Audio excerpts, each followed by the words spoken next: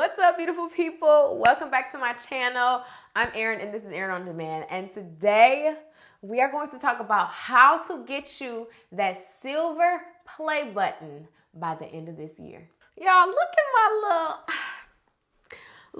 my little play button. I remember the day I got this. I was still living in my parents' house and I had hit 100K about 13 months after I had started my channel. So it is possible to do it in a year or less.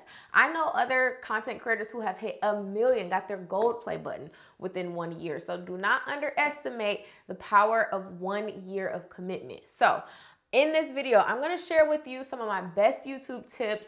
We're gonna go through some more pivotal things. I feel like you probably already know about being consistent and all the things. Like, we're gonna go over some different stuff, okay? So not too long ago, I actually did attend Made on YouTube, which is YouTube's exclusive event for some creators, and a lot of executives and press were there, where they announced the new rollout of tools and things that'll be coming to YouTube in 2024. So I am going to be bringing some of that information into the video as well. I did a full YouTube video on it, but I want to share it here as well because that's going to have some impact on my tips. So let's get into it. Number one is doubling down on YouTube Shorts. Okay, this is probably the most important tip of the entire video because, for one, a lot of us are already creating short form content on Instagram, on TikTok, and YouTube has always positioned itself as that long form content platform, but now we have to rewire how we think about YouTube. And if you want to see your channel soar, you are going to have to really dive into shorts. This is a strategy that we are even doing this year because over the last 4 years that I've had my channel, I have been nose deep into long form content, and I've really been struggling to wrap my head around shorts as a very prominent part of my YouTube strategy, but there's no choice, okay? If you want to grow on YouTube, you pretty much have to be doing shorts because they are prioritizing it. And when I went to Made on YouTube, that was the main thing that they talked about. Very little did they talk about long form content. They have been putting so much money, so much energy, so much push into shorts. So make sure you are repurposing that content from YouTube, from TikTok, onto YouTube Shorts, preferably without any logos, without any watermarks, because that is going to impact how much reach your content gets. Another thing which is really cool with shorts is that you can now tag your long form video into your shorts. So you can use shorts to promote your full video. If you have a little trailer from a video, so for these long form videos, we like to cut about 3 or 4 shorts out of them, and then we will tag the full video. So if someone loves the short, then they can go and just click the little button and watch the full video. So this is also a great strategy to use to just expand your reach. Let the shorts and the long form work together. Now, I am not saying don't do long form content on YouTube. I'm just saying that think about YouTube differently than you have before. Think about it as a way to repurpose short form content and using that short form content in shorts to promote your long form content. Another thing is to really max out all the features on YouTube, okay? I know all the platforms want us to do this, which is why I highly recommend, if you want to grow on YouTube, double down on YouTube and kind of let all of the other platforms be secondary. Like, don't give them as much attention as YouTube. Like, tunnel vision with YouTube and use your community tab, like do polls with your audience, go live on YouTube, really try to hit as many touch points as possible on the platform so that you can really maximize your reach, because all of those things matter so much when it comes to keeping your audience engaged, and also with YouTube just constantly pushing your content when they see that you've been tapping into so many different parts of the platform. Okay. Next up is to make searchable content, but also make connection building content. So I see a lot of people kind of skew either on one side or the other. So maybe if you make a lot of searchable content, you have a more education-based channel where you are really like teaching a lot of how-tos, a lot of tutorials, like really education focused searchable content. And on the other hand, I see like a lot of vlog channels, lifestyle, where it's like titles that no one would ever search, okay? And they're very witty and cool and fun, but no one is searching those, so it's a little bit harder for you to get that search traffic. So I would recommend to morph the two. And it's really cool too, and I'm gonna do a whole video on landing your first brand deal, but for me, because I've for the longest have mixed in vlogs, have mixed in educational content, have shown my marriage and my dog and like all of these different layers, which I'm gonna get to next, it opens me up to more brand opportunities, but also to just get to know me on a more personable level because I've mixed in those vlogs with that educational or more searchable content. So, and honestly, like the vlogs and that connection building content can still be in the vein of what your content is. So like I recently did a video of lazy girl era being over for me. And so even though that is still kind of aligned with my educational content, it just gives it a nice new freshness, something more personable, more fun to watch, a different style. And I heard someone say this, I will give credit in the text of what creator said this, but I was watching his video and he said, to have different segments on your channel. Maybe you do man on the street interviews sometimes, and you also do sit down videos, and you also do vlogs, and you also have little skits or whatever. Like you're mixing it up. It's all under the same umbrella, but there are different formats that you use to follow. Having those different segments to give your content variety, but still keep the main core messaging the same.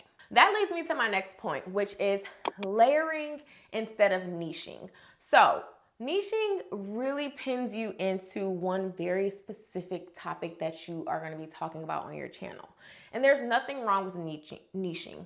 However, if you layer your content, you can still have a very core foundational message, but on top of that, you can have other layers that bring your content to life, make it more relatable. So for me, obviously entrepreneurship and the creator economy are my core foundational, like my core foundation for my content. However, like you see my marriage, you see my home ownership experience, you see me being a dog mom, like these are different layers. You see my family, and it's also really important to have other characters in your content. If you have, you know, if you live with your parents, don't be afraid, unless they don't want to be on camera, but don't be afraid to like include them in some things and start kind of forming them as characters, or your spouse, or I don't know about kids. Like some people are really iffy about putting their kids online, which I get, but just if you have a best friend and when they come into your content, it adds this new dynamic. So a lot of creators we see do this. My husband and some of my cousins, like they watch DDG and like he's put his entire family on, and they all have YouTube channels and they share a lot of similar content, but from different perspectives. So this is what building characters can do. You can make your channel get bigger because there's like a new dynamic that you're sharing instead of just only you talking to the camera. But then there's also the opportunity for that to snowball into other opportunities for the people around you. So highly recommend layering and also inviting characters into your channel. Okay, more logistic speaking, which is titles and thumbnails. Titles need to complement your thumbnails, and thumbnails need to complement your titles. They should not be the exact same. So I have noticed lately a lot of people are starting to do more casual thumbnails where it almost looks like a screenshot, and it almost looks like a screenshot, but it's very clear. So you can tell that it's edited, but it is very natural looking. Like gone are the days where we're like, you know, like those very, very dramatic thumbnails. I feel like people are kind of over them now. So highly recommend you find your thumbnail groove. I cannot tell you how to make your thumbnails good, because if you go on YouTube, there are millions of YouTubers who have mastered thumbnails in their own way. So what works for me is not gonna work for someone else. However, it takes time to experiment with thumbnails. What I would say is definitely try to add text, but not too much text. I try to keep mine to 5 words or less on the thumbnail, and I try to make the thumbnail text and visual a lot more emotionally appealing, and then you can play around with the title being a bit more searchable if that's your thing. Now, you can also have a very cryptic title. I have noticed that in YouTube with their AI features, they will tell you like this title is too long. And you want to keep your title, I think it's like 70 characters or less. So you do not need to load up your title with a whole bunch of keywords. YouTube is very good about tracking what words you're using in the video. Now you really don't even have to use tags. According to inside of YouTube, it says like tags really aren't necessary anymore for like SEO purposes. So honestly, your title and thumbnail is a place where you need to really put some emotional appeal. You can add some keywords into your title. I think that's always going to be smart, but you don't have to overload it with keywords. Okay, upload frequency. I will always say upload as frequently as you can maintain great quality. So if that means once a week is the most you can upload for your own mental health, but also to maintain really great video quality, then do that. However, if you can upload twice a week, that's even better. The more frequently you can upload and maintain high quality, the better. It's never gonna be too much, okay? If you look at people like Mr. Beast, he doesn't upload like once or twice a week. He uploads more sparingly, but that's because his production quality is insane. He spends hundreds of thousands of dollars on one YouTube video. So his audience doesn't really expect him to be super frequently uploading. However, at one point he was, until he got to a point where he continued to level up his content. So don't compare Mr. Beast to yourself. If you're like, well, Mr. Beast only uploads once every other week or once every month, that's because he can at this point, right? So I would recommend at minimum, if you want to see some type of growth on YouTube, at minimum uploading once a week as long form. And if you can, 3 to 5, even 3 to 7 times a week on shorts. And last but not least, I highly recommend you just practice those soft skills, practice your delivery, speaking on camera. If you want to talk to the mirror, give yourself a couple little random flashcards. Maybe one can say music, and try to speak for 1 minute about music to the camera. Just do little exercises for yourself to get you more comfortable with your delivery, because the delivery of your message is one of the most important things in people connecting with you through the camera. Oh, and another thing I almost forgot is spend more time on your thumbnail and your title than you'd spend on like editing and worrying about all of the things inside of the video. I know this is a hot take, but if you can't get people to click the video, then they're not gonna click the video and they're never gonna see what's inside.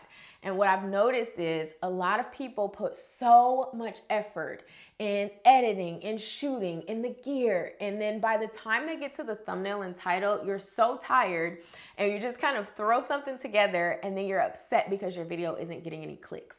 So I'm not saying put more effort than the actual video, but what I'm saying is really give yourself a good amount of time and a good amount of energy to dedicate to your thumbnails, because those are the most important step in creating YouTube content and getting people to watch. The people with the best thumbnails have the most traction, not always the people with the best quality video. So remember that while you're creating, is give yourself the time and the energy. Sometimes I make 3, 4, 5 different thumbnails, and I will ask my husband or my mom or somebody to say like, which one of these is the best? Why? What do you like the most about this one? What do you not like about that one? Like, what if I mix these two together? Like, I really spend a good amount of time on thumbnails, and I notice when I don't and how my videos perform. So if you want me to do a video on thumbnails, let me know. I can kind of walk through a little bit. I also do those in my creator college. So anyway, I hope this video was helpful. Comment down below if you are starting your YouTube channel in 2024, and if you've already started, but this is your year that you're gonna take it seriously. Let me know which tip was the most helpful in the comments. I love you guys, and I will see you on the next one. Bye.